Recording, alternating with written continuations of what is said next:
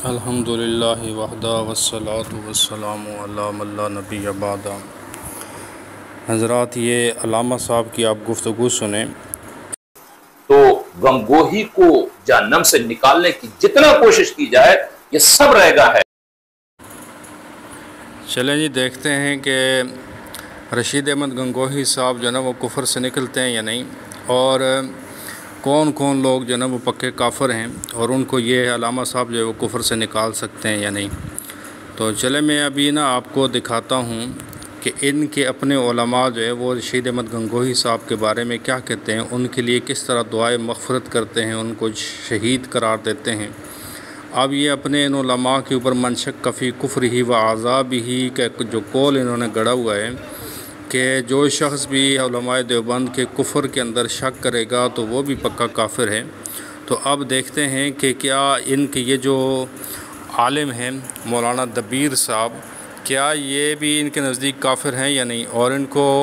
تذکرہ اکابر اہل سنت کے اندر لکھنے والے شرف سیال قادری جو وہ بھی کافر ہیں یا نہیں ہیں۔ اچھا علامہ صاحب، یہ آپ کی مولوی محمد کرم الدین دبیر صاحب ہیں، جو سراج الاخبار رسالہ ہے اس کے اندر یہ مضمون لکھتے ہیں۔ یہ حضرت مولانا رشید احمد صاحب گنگوہی رحمۃ اللہ علیہ کی وفات کے اوپر لکھ رہے ہیں کہ آپ یوم جمعہ کو آپ کی وفات، اس جان فانی سے کو آپ نے الوداع کہا، اور پھر اس کے بعد ان کے بارے میں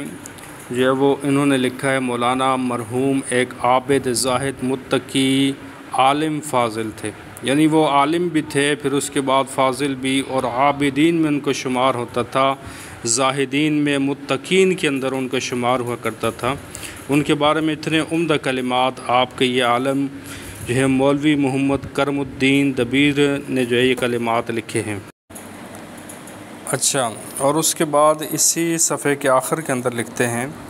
کہ بیماری کے بعد جام شہادت نوش فرمایا، خدا کرے مولانا مرحوم کے لائق شاگردوں میں سے کوئی صاحب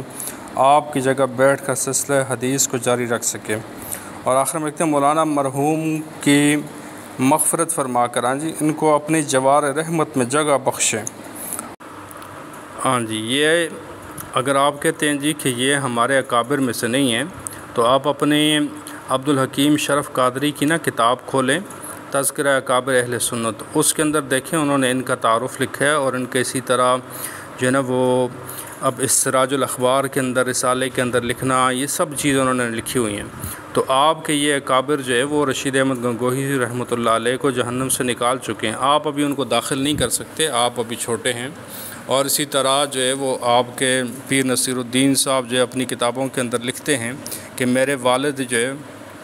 تاجدار گولڑا جو ہے انہوں نے کبھی کسی دیوبندی کی تکفیر نہیں کی، تو آپ جو ہے نا وہ تکفیر کر کے اور پھر اس کے بعد ان کو جہنم کے اندر داخل کر کے خود اپنے آپ کو اور اپنے اکابر کی جو ہے وہ تکفیر کر رہے ہیں، تو اس جہالت سے بچیں۔